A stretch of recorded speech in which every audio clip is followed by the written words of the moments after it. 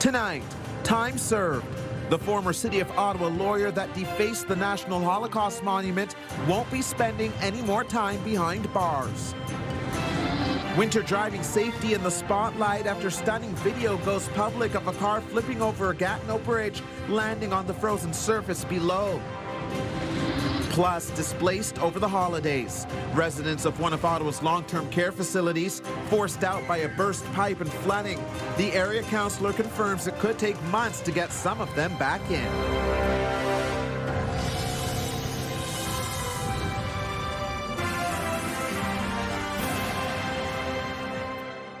Good evening. There are mixed feelings tonight over a local court case that went national. The former City of Ottawa lawyer who defaced the National Holocaust Monument with blood-red paint is now on probation. As CTV's Katie Griffin reports, the judge says time has been served and he no longer needs to be behind bars. Is there anything you'd like to say, Mr. Aspenleader? Ian Aspenleader leaving court Wednesday after being given a suspended sentence for defacing the National Holocaust Monument last year. I mean, the judge issued an incredibly thoughtful, well-reasoned, and compassionate decision that I think recognized the harm that was caused by the offense, but also Mr. Aspenleader's personal circumstances. The 46-year-old former City of Ottawa lawyer pleaded guilty in July 2025 to mischief to a war memorial, admitting to throwing blood-red paint on the monument and writing the words, "Feed me." Aspenleader told court he was making a connection between two tragedies, the murder of 6 million Jewish people and what's currently happening to Palestinians. Reading her decision, Superior Court Justice Anne London Weinstein says, "I found that he thought things through, and while not motivated by hate, acted despite knowing his actions would jeopardize the security of the Jewish community." The Center for Israel and Jewish Affairs among many groups denouncing the sentence, saying it does not reflect the gravity of what is indeed a hateful act and its impact on the Jewish community, not only in Ottawa, but across Canada. The situation in Gaza has become the fuel for dramatically increased anti-Semitism worldwide.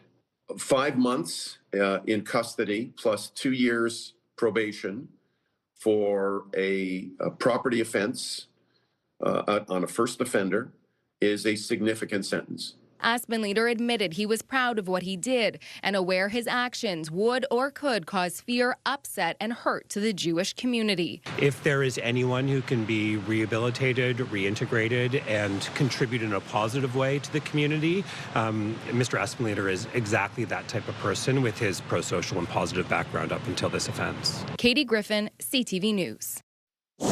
And we have extended coverage of this story on our website, ctvnewsottawa.ca. Here's a live look through our Centennial Glass Skycam. It's -1 out there right now, but watch out for the wind chill. Here's Jackie Perez with your first look at the forecast. Well, it's going to be another gray, mainly cloudy day for our Thursday. We may see a little bit of sunshine moving through periods throughout our Thursday, but for the most part, anticipate cloudy skies. Dry conditions, though, that's the good news, and milder conditions. -5 is our overnight lows, cloudy skies, but then tomorrow we're getting to a daytime high of 2 degrees. Yeah, we'll see a little bit of that sunshine as mentioned, but temperatures are going to get much warmer. Here's a closer look at what we can expect for the next 24 hours. We'll actually have a closer look at your long-term forecast in just a bit. Stefan. Thank you, Jackie. Driving safely for the season is top of mind tonight following several serious incidents on the roads. But first, we'll take you to Gatineau, where new video has surfaced showing a vehicle going over a bridge. CTV's Dave Charbonneau has that story. This is the moment a car loses control on the Draveurs Bridge in Gatineau. Watch as the vehicle clips another from behind. That vehicle then veers sharply to the right, flying over the side of the bridge into the Gatineau River. Remarkably, the driver was not seriously injured. The ice was thick enough, so free-flowing water was not an issue. For some who live right next to this bridge, this was no surprise. The bridge is safe, is clean. They don't clean the side there enough. Elise Lagacé says she drives across Draveurs Bridge regularly, always with precaution. Do you drive on that bridge? Yes. Does it make you nervous? No. No. No. Okay. I take my road and I stick on it and goodbye. Yeah. Vehicle debris still sits below the bridge where the car crashed on the ice. Road safety experts say winter conditions can quickly turn dangerous, especially on bridges. It could be very dangerous. This is why people should be careful in the winter. Don't underestimate what can happen if you hit one of those. CAA says the concrete barriers along bridges can sometimes make crashes more severe, and especially if there's snow accumulation. You know, I was head of the accident investigation unit for Montreal Police for 5 years. That's the type of thing you can see, because the way these jerseys are made, if you slip the way they're made, like a triangle like that, they can act as a launch pad if you hit them at the proper angle. It's a fine bridge. Just the people that are driving too fast on the bridge. Other drivers say speed is a bigger problem than the bridge itself. Have you ever had a scary experience on this bridge? Oh, a lot of time. Been cut by cars, trucks, and everything. With the bridge spanning the Gatineau River, experts say drivers need to watch for changing conditions. People forget that it can be very slippery, particularly if you're over a structure that's over a river or a water thing. With the condensation, the black ice is another thing to watch out for. Quebec's Ministry of Transportation confirms the highway was clear at the time. Police say they continue to investigate the crash. Dave Charbonneau, CTV News. In the meantime, police here in Ottawa are actively investigating a car flipping over on Saint Laurent Boulevard this afternoon. Just before 10 o'clock tonight, we were told that the eastbound off-ramp to Saint Laurent was still closed. This was a scene with police tape cordoning off the area surrounding the car that was left sitting on its roof. Police say 2 vehicles were involved in the crash, which would have happened around 3:30 p.m. Video captured on city traffic cameras shows what it looked like in the immediate aftermath. The incident impacting traffic on Saint Laurent between the Queensway eastbound off-ramp and Tremblay Road. And we also received this viewer video following the collision. It shows someone crawling out of the flipped car, and while unconfirmed, it appears to be that same person running down the street, though it's not clear why. First responders say the driver of the flipped car was taken to hospital with non-life-threatening injuries.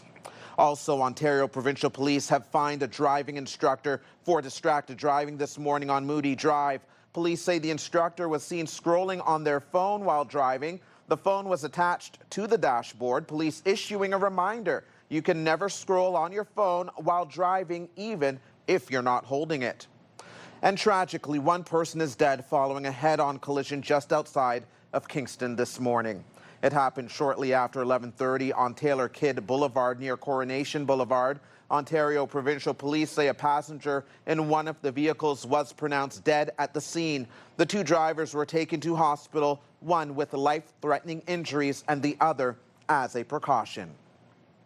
In developing news, it could take months before more than 24 long-term care residents can start living at Carlton Lodge again. The city-run facility was flooded over the holidays, and some families are feeling flustered by the timelines. CTV's Sean Varden has more. After a sprinkler pipe burst 2 days after Christmas at the city-run Carlton Lodge Long-Term Care Centre, 40 rooms suffered damage, displacing 26 residents. Those residents were relocated within the home initially, and then some of them are in the process of being relocated to other facilities in the region based on need by the provincial government. The daughter of one of those affected, who did not want her name published, said staff at the lodge worked double shifts helping residents after the flood, saying in part, Mom's room was one of the rooms that was flooded. The flooding was significant. Her bed was relocated to a common room within the lodge with 4 other women. She goes on to say she will be moved temporarily to another residence during the reconstruction. We had a meeting with the Champlain Health at Home coordinator to give our preferred relocation options. We haven't been told when she'll be moving. As officials search for temporary accommodations in the region, there are concerns how far away those might be.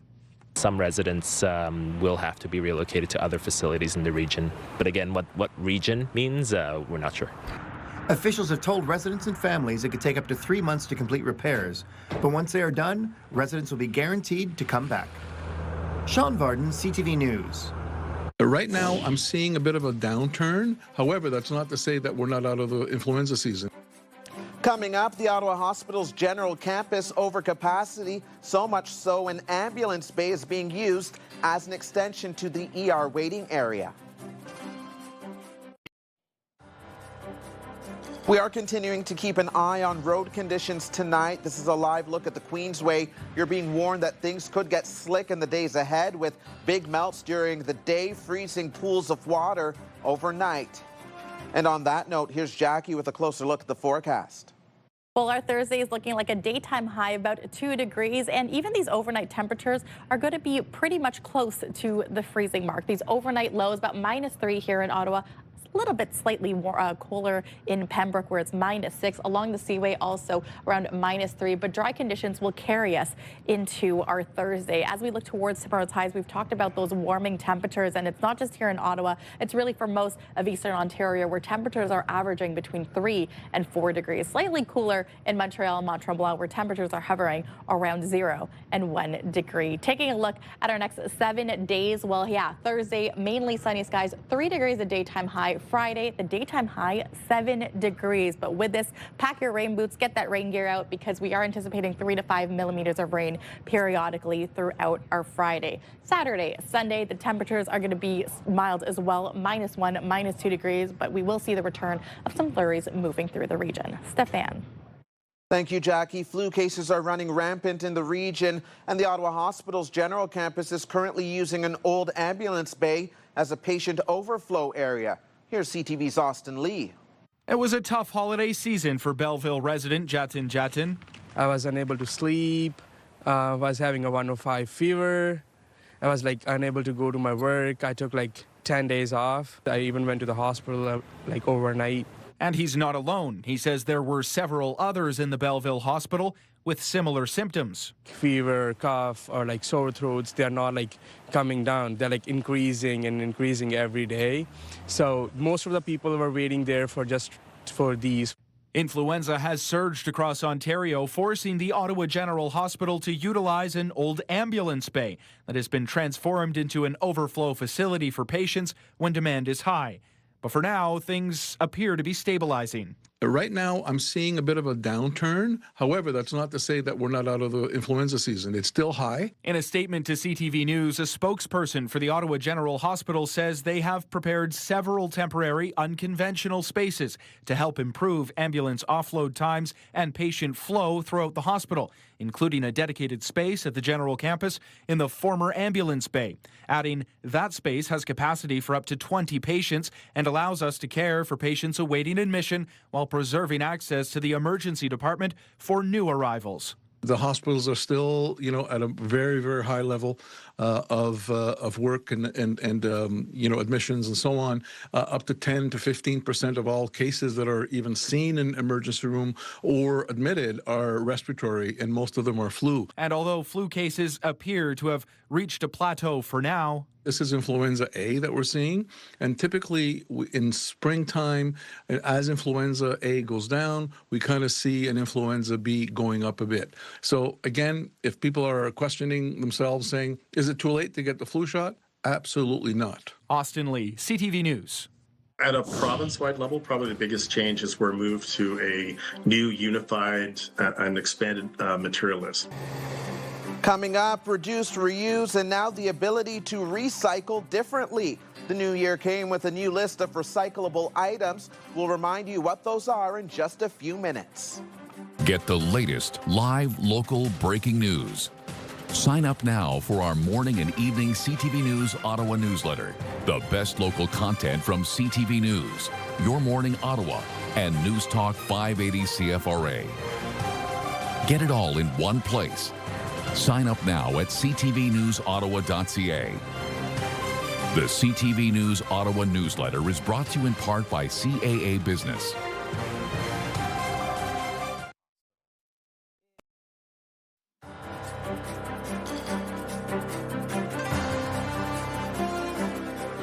Transpo has pulled some of its new Paratranspo buses off the roads after the heat stopped working this winter. CTV's Leah Larocque tells us why users say they feel like their voices aren't being heard.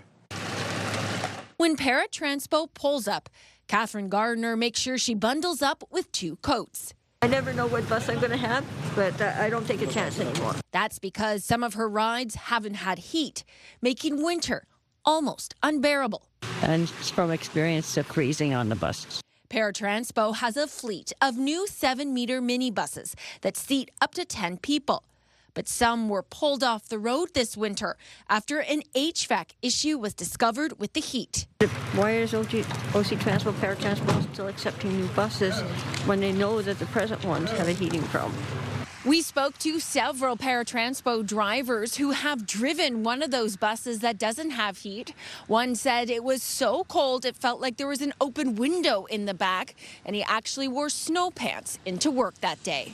OC Transpo says 5 out of the 41 new buses experienced mechanical defects after entering service. They say these issues are not systematic across the fleet. It's not like a freezer, okay? So I've been able to tolerate it pretty well. But users say this isn't the only problem with the buses. Adding the seat belts can jam and often don't fit properly. The transit service says that seatbelt adjustments have been made following customer feedback. Unfair, but it's not their fault. It's whoever built the buses. Luckily, the heat is functioning on this bus, but Gardner worries for those who may be left in the cold while on their next ride. Are they going to be fixed for this winter? Or are we going to struggle all winter, having to wear 2 coats or whatever, mitts and hats in the bus? You know, if this was a conventional service, there would be public outcry. Leah LaRocque, CTV News. Curbside black and blue bins are now collected by the province. More items can go in, but there are also some restrictions. CTV's Kimberly Fowler explains. New province-wide recycling rules are now in effect. Today, everything is gone already except the garbage. The blue bin's gone. The compost is gone. So, yeah, so far it's working here. Meaning the City of Ottawa is no longer collecting your blue and black bins. The province has shifted responsibility for the Blue Bin program to Circular Materials, a nonprofit representing the producers of paper and packaging materials. At a province-wide level, probably the biggest change is we're moved to a new unified and expanded material list. There are no changes to your collection schedule. They were here earlier, so I hustled to get my garbage and recycle out by 7 or shortly after, because historically in this neighborhood they've been coming very late, like this time of year at 5, 6 o'clock at night. As of January 1st, what can and can't go into your recycling bins is now the same for every municipality across Ontario. I think that would make it a little easier for people to know what they can and can't recycle, really. Residents can now put more items in the recycling bin, including plastic bags, chip bags, and bubble wrap, as well as takeout containers, hot coffee cups, and toothpaste tubes. But items like this, alcohol bottles and hazardous waste containers, aren't supposed to be in the recycling bin. The province's goal is to reuse recyclable materials multiple times, deferring waste to landfills. Kimberly Fowler, CTV News. I'm speechless. I'm still trying to wrap my head around it. Coming up, our crew's on deck for a big moment. Chio's dream of a lifetime grand prize winner tours her new home.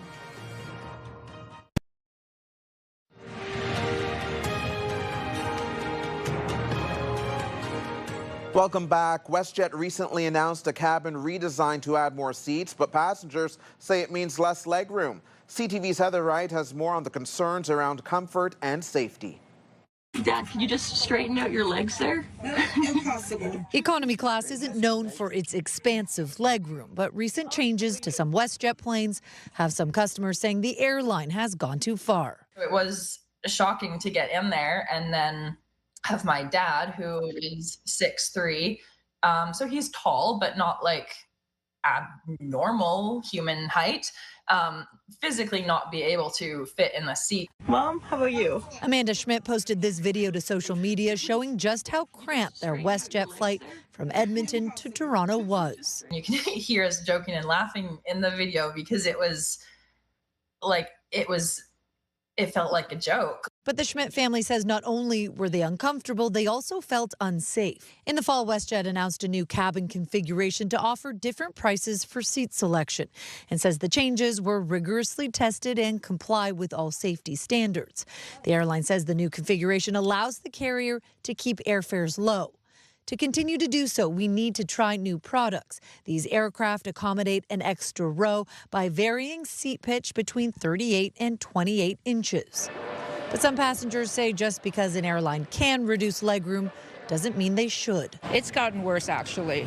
Yeah. No, we were very uncomfortable flying out with them. while others say they feel airlines are nickel and diming passengers on everything from legroom to luggage. If there's too many little fees, it's better just to go with a different airline. WestJet says they are monitoring the rollout of these new seat configurations and will take into account feedback from both passengers and staff on the changes that have been made. Heather Wright, CTV News. One lucky resident is the new owner of Chio's Minto Dream Home, and we were there as she took it all in. Here's CTV's Peter Sperling. Welcome to your new home. Amy Savard is stepping into her new home. She's the winner of this year's grand prize in the Chio Dream of a Lifetime lottery, a package worth $3.7 million. How do you feel? I'm speechless. I'm still trying to wrap my head around it. It doesn't feel real. It's her first time seeing the Minto Dream Home in person. Unreal. And touring the more than 5,300 square feet, including 2 primary bedrooms. Oh, wow. And a full-featured basement, including state-of-the-art theater room. It's like hard to believe. The grand prize also includes cash, a Mercedes SUV, groceries, and more. I am so excited. I don't know what to say. I'm still trying to process everything, but obviously very grateful and excited to be here. Savard says she's been purchasing tickets to the lottery for several years. Honestly, I don't have any kids myself, but a lot of my friends have kids, and I know how important Chio is for the community, so it's just a way to give back. Voila. Thank you very much. Winners of other prizes in the lottery announced too, including Luke Clark, winning the 50-50 draw worth just over $1 million. I mean, we always hope that we're going to win, but we never think we're going to win. This is the largest Chio Dream of a Lifetime lottery yet, with $5.2 million in prizes. But of course, the real winners are the children at Chio. Everything that happens at Chio happens with community support. So this being our largest fundraiser, this is exactly how we provide our colleagues at Chio Research Institute, Roger Nielsen Children's Hospice with the resources they need to do the great work they do for all the kids and families that rely on us. As for Savard, an exciting day and win. I was so convinced it was a scam. When they called me, I was like, this can't be real, right? But I brought my mom with me, and we were just talking about how excited we are and such a great way to start the new year. Oh, wow. Peter Sperling, CTV News. And keep in mind, if you bought a ticket for the Chio Dream of a Lifetime lottery, you may still be a winner. Winning numbers for many other prizes can be found at dreamofalifetime.ca. Speaking of wins, the Sens are hoping for one in Utah tonight. And the referee towards the goal. Rebound in front, they score! Banged in and... It was a late start for this side of the continent. Puck drop was 9:30 p.m. our time. At the end of the first, Ottawa's down by a point with the Mammoth leading 2-1. Right now, the score is 3-1 for Utah. Coming up, the Toronto Blue Jays fan who caught the ball during George Springer's ALCS Game 7 home run is now sharing details on where that piece of baseball history ended up. We'll share more details when we return. You're watching CTV News at 11:30 with Stefan Keys.